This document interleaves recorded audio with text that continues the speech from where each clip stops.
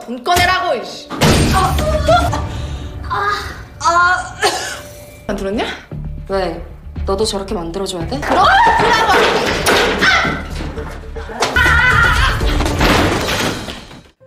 Setbyul berusaha menyuruh Yeonjo keluar karena sudah aman dan dia sudah kebelet. Tapi Yeonjo ketakutan, dia menolak untuk keluar. Adegan ini yang terlihat oleh Dayun sebelumnya. Mari kita mulai ketika Dayun bertanya ke Setbyul mengapa memukuli orang-orang. Setbyul meminta agar Yeonjo memberitahukan yang sebenarnya bahwa Setbyul telah menyelamatkannya. Tetapi Yeonjo tidak mau mengakui itu. Dayun akhirnya memarahi Setbyul karena tidak masuk kerja dengan izin urusan keluarga, tetapi malah berkelahi di bar. Terlihat Yeonjo tidak suka dengan Setbyul. Dia meminta agar Dayun mengambil tindakan. Bukannya menceritakan yang sebenarnya, Yeonjo malah mengatakan, haruskah dia terluka agar Dayun memecatnya? Dan malah menyalahkan Dayun karena telah mengajaknya ke tempat itu. Dayun meminta maaf atas semua yang terjadi. Dia hanya ingin mengenang kencan mereka dulu di tempat tersebut. Di tempat lain, Setbyul sedang mabuk ditemani sahabat-sahabatnya dan menceritakan semua yang terjadi di toilet. Di dalam sebuah minimarket ada seorang laki-laki yang memandangi mereka. Laki-laki itu ternyata mengenali Setbyul. Dia adalah Kang Jiwook. Ketika kecil, Jiwook berteman dengan Setbyul. 지우! 그래, 옛날에 너희 아빠 체육관 다녔었잖아. 많이 갔네. Di sisi lain, si rambut merah mengajak pasukannya untuk bersiap-siap karena akan ada sebuah perkelahian. Di sana juga ada Yunbyul. Terlihat rambut merah masih tidak terima dengan Setbyul. Saat mereka hendak pergi, Dalsik menyuruh agar mereka membersihkan sisa-sisa di meja. Tetapi geng wanita itu tidak mau. Dalsik merasa mereka tidak punya sopan santun dan akan menghajar mereka.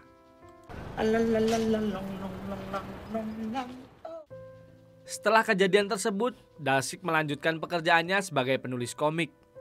Tak lama kemudian, Dayun telah kembali dan hanya memeriksa penjualan yang menurun ketika Setbyul tidak ada. Tetapi sebelum pergi, Dalsik memberitahukan kejadian malam itu saat Setbyul menghajar 3 pria dan menghukumnya. Dalsik mengaku bahwa telah diancam agar tidak memberitahukan Dayun. Tanpa banyak kata, Dayun pergi begitu saja.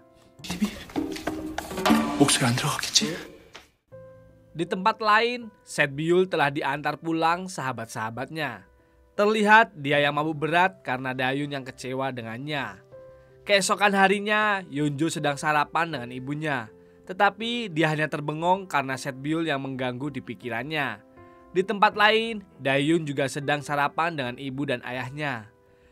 Setbyul yang tidak masuk kemarin membuat Bugong menanyakan keluarganya, tetapi Dayun tidak peduli. Lalu Bugong menasihati Dayun jika menjadi bos tidak boleh seperti itu. Siapapun pegawainya, maka dia sudah menjadi keluarga. Scene berpindah, terlihat Yeonjo yang sangat murung ketika tiba di kantor. Tiba-tiba Yeonjo mendapat telepon dari Dayun yang mengatakan bahwa akan memecat Setbyul hari ini dan merekrut pegawai baru. Dan membuat suasana hati Yeonjo berubah 180 derajat. 우리 힘냅시다. 파이팅! Teman-temannya merasa heran akan kejadian itu.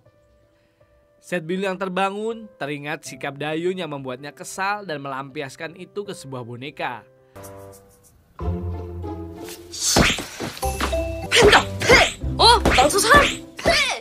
Di tempat lain, Yeonbi adalah penikmat sebuah webtoon walaupun ada kelas, tetapi dia tidak peduli. Tiba-tiba dia mendapat sebuah pesan yang akhirnya terjadi pertengkaran antara mereka yang merebutkan Jiwook. Setbyul merasa agak bingung dengan sikap dua sahabatnya tersebut. Hingga akhirnya teringat kembali kejadian semalam saat bertemu dengan Jiwook. Jiwook adalah seorang artis terkenal. Tanpa sengaja hari itu dia dijadikan brand ambassador dari sebuah perusahaan yang ditangani oleh Direktur Cho dan diketuai Yeonjo. Seperti biasa, Setbyul memeriksa pakar harian. Setbyul merasa pakar harian sangat pengertian. Hari ini dia memutuskan untuk beristirahat dari aktivitasnya.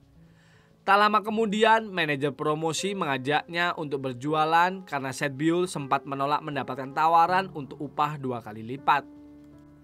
Scene berpindah, di mana hari ini Dayun ada wawancara untuk pegawai paruh waktu yang baru untuk menggantikan Setbyul nantinya.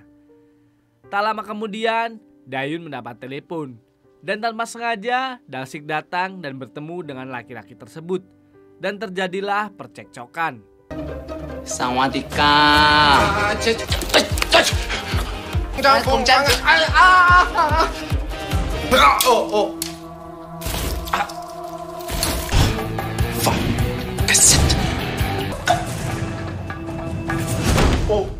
Laki-laki itu mencoba membantu Dalsik yang pingsan. Dayun juga sempat membantu, tetapi mereka melanjutkan wawancara tanpa memperdulikan Dalsik. Di tempat lain di sebuah ruangan diadakan penghargaan untuk promosi penjualan terbaik yang didapat oleh Setbyul. Tanpa sengaja bertemu lagi dengan Yeonjo. Yeonjo adalah ketua humas sekaligus penanggung jawab. Setbyul juga sempat membagi trik dan rahasianya dalam berpromosi. Pada saat menunggu lift, tanpa sengaja mereka berdua bertemu kembali. Tiba-tiba Setbyul mendapat telepon dari Dayun yang membuat Yeonjo kepanasan dan membuat orang-orang yang mengenal Dayun juga memandanginya. Setelah itu Setbyul diajak untuk minum bersama. Namun dia menolak karena harus bekerja di Toserba. Hal itu membuat Yeonjo bertanya, jika pekerja mempromosikan produk bisa mendapat uangnya lebih banyak daripada bekerja di Toserba. Setbyul mengaku bekerja tidak hanya untuk mencari uang, tetapi mencintai pekerjaannya dan juga menyukai Dayun. Yeonjo mengakui memang tidak ada bos yang sebaik Dayun. Keadaan di sana sangat memanas. 야, 세다 세. Setbyul yang melihat Pak Bayul membuatnya teringat kejadian waktu meminta minuman gratis. Sedangkan di Toserba, Dayun menerima permintaan maaf dari 3 pemuda berandalan itu. Mereka membuat daftar yang telah dicuri dan membayarnya. Membuat Dayun penasaran mengapa mereka tiba-tiba mau melakukan itu semua. Akhirnya Dayun mengetahui bahwa mereka yang telah dihajar Setbyul. Pemuda itu berjanji akan bersikap sopan dan baik. Mereka meminta untuk menyampaikan pesannya kepada Kim Bosang. Itu adalah julukan Setbyul karena dikenal sangat setia.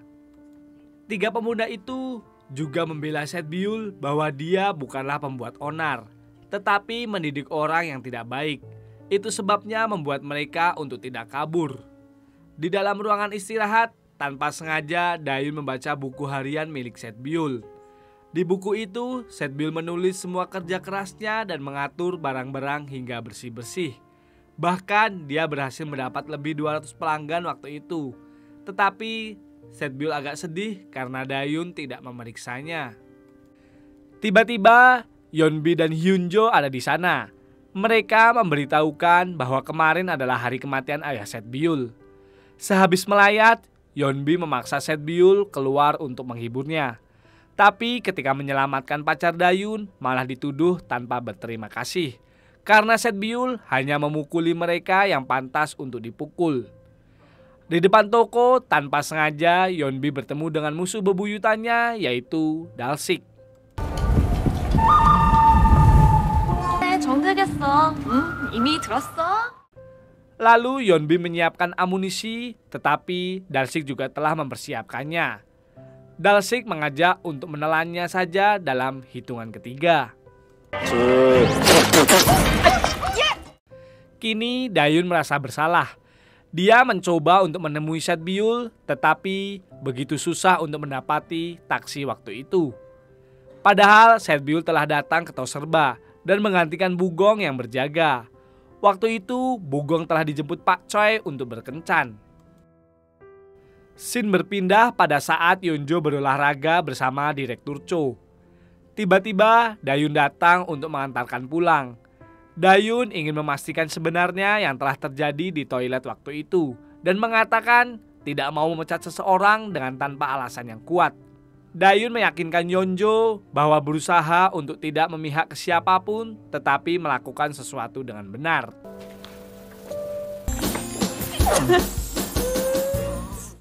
Tanpa sengaja, Ibu Yeonjo melihat kemesraan tersebut. Tapi anehnya, Dayun malah disuruh untuk bersembunyi dan Yeonjo segera mengajak ibunya untuk masuk. Tak lama kemudian, Dayun mendapat telepon dari kepolisian karena Set-byul dibawa ke kantor polisi oleh seorang om-om dengan tuduhan telah melukai tangan om-om tersebut. Dayun selaku manajer meminta maaf atas kelakuan pegawainya. Tetapi om-om tersebut malah semakin marah dan membuat Dayun kesal dan membela Set-byul, lalu memberikan bukti lapangan dari CCTV yang ada di ponselnya. Itu adalah sebuah tindakan pelecehan. Om-om itu mencoba meminta maaf untuk tidak diperpanjang kasus tersebut. Alhasil, Set-byul lebih memilih diam dan sedikit difitnah daripada berharap lalu kecewa. Karena Set-byul tidak punya orang tua dan banyak orang yang tidak percaya dengan ucapannya. Tetapi mulai sekarang, Set-byul punya Dayun yang akan mempercayainya. Lalu Dayun memarahi Set-byul karena tindakannya yang membahayakan. Dayun marah karena peduli. Kemudian Dayun menyuruh agar Set-byul tidak lagi berkelahi dengan berandalan dan sedikit meremehkan kekuatan Set-byul dan menyuruh agar Set-byul memukulnya dengan sekuat tenaga.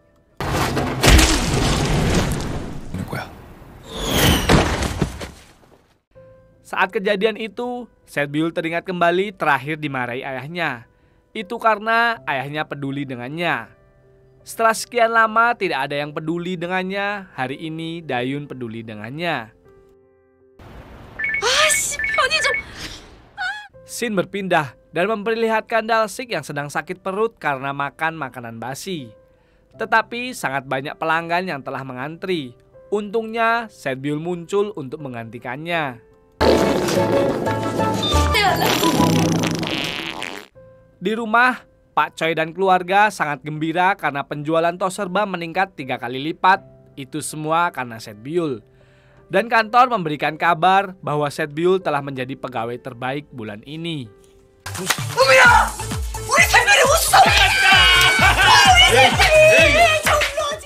Kini, Dayun melepas kertas pencarian pegawai paruh waktu karena Set-byul telah menjadi pegawai terbaik. Kemudian, Set-byul bertanya ke Dayun mengapa membuka cabang tos serba di umur yang masih muda. Dayun mengaku telah bekerja keras di kantor utama, tapi tiba-tiba seorang muncul di mimpinya. 태연아, 너는 회사를 그만두고. Akhirnya, Dayun kini membuka cabang tos serba. Karena sudah menjadi pegawai terbaik, Set-byul meminta untuk dikasih selamat dengan digendong. Tetapi Dayun menolak dan memberikan sebuah bunga. 뭐 이런 거? 이런 거? Namun Set-byul masih ingin digendong. Dengan terpaksa, Dayun mengabulkan permintaan tersebut, tetapi hanya 3 detik. 자, 1초. 야, 너 내가 힘쓰면은 너. Dan tiba-tiba